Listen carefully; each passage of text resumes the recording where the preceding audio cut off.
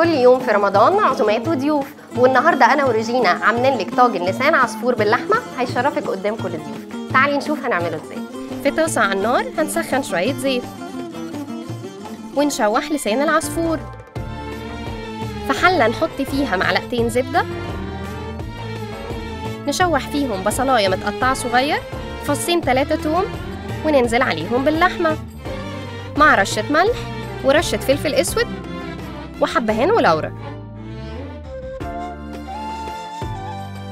نقلبهم تقليبه كويسه ونغطيهم. وفي طاجن نحط لسان العصفور وفوقه اللحمه،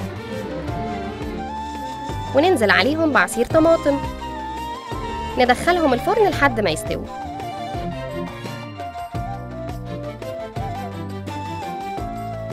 وكده ريجينا هتشرفك قدام ضيوفك. رمضان كريم وكل سنه وانتم طيبين.